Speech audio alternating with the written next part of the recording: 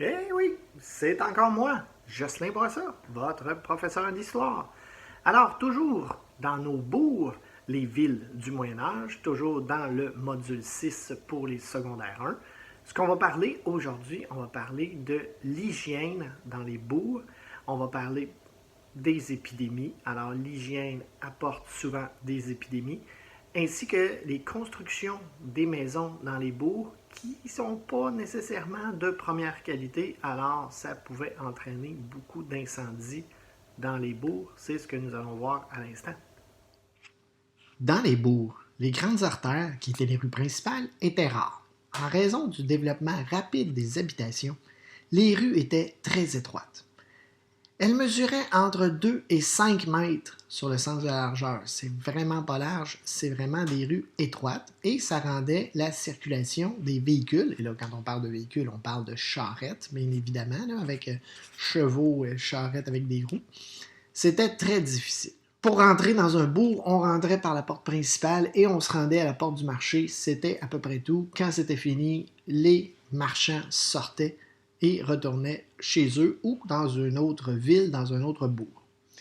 Les habitants se débarrassaient du contenu de leur pot de chambre, donc avant le dodo, les parents disaient aux enfants OK, va à la toilette, puis là, ben, quand c'était fini, qu'est-ce qu'on faisait? On ouvrait les volets, on lançait ça dans la ruelle. On avait de tout, les cendres des foyers. À un moment donné, il fallait faire le ménage du foyer, du poêle.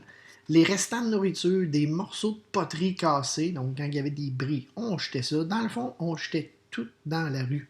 Les artisans aussi, dans les ateliers, les colorants pour les teinturiers, la peinture, les résidus de peinture, ils jetaient ça dans la rue, les carcasses d'animaux des bouchers, on lançait ça dans la rue en se disant les bêtes vont en manger. On voit ici sur l'image. Regardez, vous avez des cochons qui se promènent dans la rue. Ici, vous avez un chien. Ça appartenait à personne et ça appartenait à tout le monde en même temps. Eux autres, ils mangeaient les carcasses d'animaux morts. On avait aussi des contenants d'eau usée, donc les tanneurs pour faire du cuir. Lorsqu'ils trempaient les peaux, ben, les eaux usées à la fin, ils jetaient ça dans les ruelles. Le sang recueilli par les chirurgiens après chaque saignée, une saignée, ça c'est on coupait. Dans le temps, eux autres, ils pensaient que quelqu'un avait une infection, une maladie. Ils commençaient toujours par une saignée. Ils coupaient la personne au niveau du bras, une petite entaille, et là, ils laissaient couler le sang dans un plat. Et là, à un moment donné, ils disaient bon, ben c'est correct, ton sang va se régénérer, tu devrais être guéri.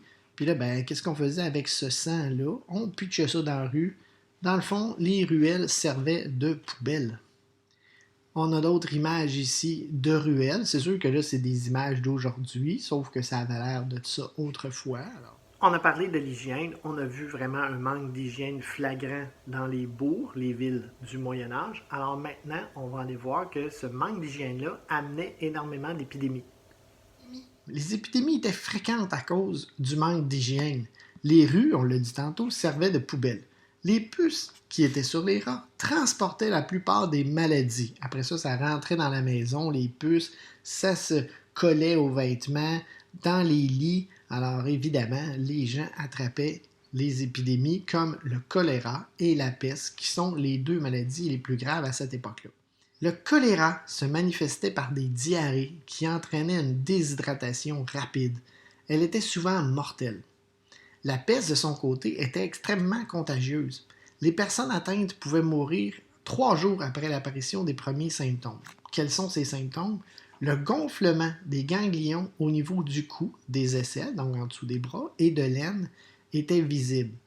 Elle devenait mortelle lorsque la toux faisait son apparition avec une présence de sang, les gens crachaient du sang, et des douleurs très très vives, des grosses douleurs à la poitrine. C'est pas des farces. Entre 1346 et 1353, l'Europe a perdu 24 millions d'habitants, soit le quart de sa population. L'Espagne, presque au complet, a été contaminée. Ensuite, la France, l'Angleterre, l'Écosse, qui est dans le nord de la Grande-Bretagne, Royaume-Uni, et l'Irlande ont été contaminés. Si on regarde sur la carte, ça a l'air de ça. Donc, vous voyez Portugal ici, donc l'Espagne presque au complet, la France, l'Angleterre, l'Écosse ici dans le nord et l'Irlande ici. Alors, c'était vraiment catastrophique. Les cimetières ont rapidement été débordés. Les morts étaient enterrés dans des fosses communes. On creusait des trous, on déposait les personnes décédées malheureusement et après ça on renterrait les trous. On n'avait même plus assez de place dans les cimetières et les gens ne pouvaient même pas aller pleurer leur mort parce qu'on enterrait ça à grosse quantité. La quarantaine a été demandée, hein, donc les gens devaient rester chez eux. On interdisait aux gens de se déplacer dans les zones contaminées, bien évidemment. Les personnes avec les vêtements qui étaient décédés, on brûlait ces vêtements-là. Certains ont pensé que la peste noire, hein, il y en a toujours des complotistes, des conspirationnistes qui disaient que c'était un acte de Dieu. Alors qu'on sait très bien que c'était à cause du manque d'hygiène et tout ça était transporté de personne en personne et à la base par les puces et les rats. Les gens voulaient tellement pas toucher aux personnes malades que ce qu'on faisait, c'est on faisait venir ce qu'on appelait un croque-mort. On avait ici la personne qui mettait une espèce de nez, de bec d'oiseau et il mettait de la poudre là-dedans pour essayer de respirer le moins possible. C'était comme un masque. C'était pour respirer le moins possible l'odeur à l'intérieur d'une maison. Vous aviez un chapeau ici de cuir, un gros imperméable ici. C'était noir, c'était très lugubre, mais ça empêchait les bactéries de coller aux vêtements. Des gants, une baguette ici, les souliers, tout pour ne pas toucher à la personne et ne pas être contaminé. Alors, ce qu'il faisait avec la baguette, la personne, si elle était sur le lit, puis à un moment donné, la personne, elle agonisait tellement, on ne savait plus si la personne mourait ou si la personne était juste endormie. Alors, on faisait venir le médecin qu'on appelait ici croque-mort. Et là, lui, ce qu'il faisait avec sa baguette, il touchait à la personne, il essayait de secouer la personne pour essayer de la réanimer, ou pas de la réanimer, mais de voir si elle était animée. Et là, ben, quand ça ne faisait pas, on avait, pour être sûr d'avoir la confirmation que la personne est décédée ou encore vivante, la personne allait au bout du lit, levait la couverture, enlevait son bec rapidement avec la poudre ici, et croquait l'orteil, croquait le gros orteil de la personne. Alors, si la personne avait un petit spasme, ben là, il remettait son masque et il disait à la famille, inquiétez-vous pas, elle est encore vivante, la personne. Et si la personne était complètement inconsciente, et là, ben, on disait, la personne est morte. Alors, c'est de là que vient l'expression croque-mort. La partie qui va suivre a rapport avec les constructions. Vous allez voir, les constructions, c'était pas de première qualité, alors ça pouvait entraîner énormément d'incendies. On va terminer avec les incendies. Alors, le lien entre les mauvaises constructions et les incendies nombreux est facile à faire. Les hommes construisaient les maisons avec une structure en bois. Le toit était en chaume, donc de la paille ici. Vous voyez, structure de bois, on mettait de la paille par-dessus. Les murs en torchis, c'est quoi ça? C'est une terre qui était argileuse, donc de l'argile, mélangée avec de la paille. Ça faisait une espèce de pâte et après ça, on allait mettre ça sur les murs. On va remplir les espaces entre les montants de bois avec un mélange de paille, de gravier, d'argile et de boue.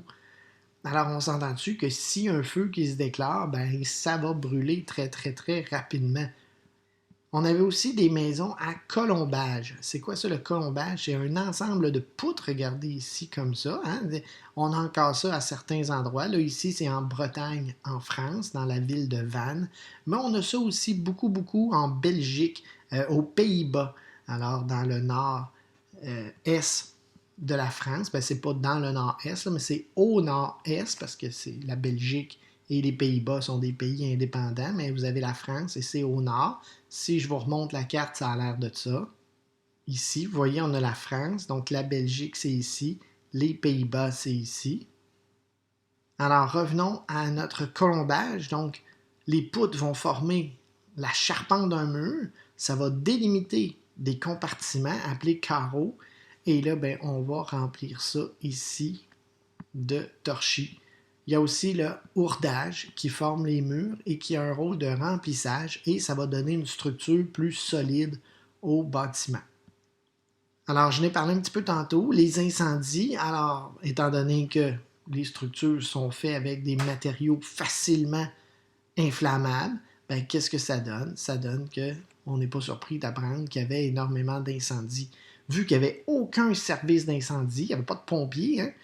Le cours d'eau était souvent situé à l'extérieur des murailles. Alors, lorsque la catastrophe se produisait, le feu, des quartiers entiers pouvaient brûler. C'est sûr, les maisons sont toutes collées. Puis lorsqu'elles ne sont pas collées comme ça, comme on a dit tantôt, les ruelles sont tellement étroites que le feu se propageait d'un bâtiment à l'autre.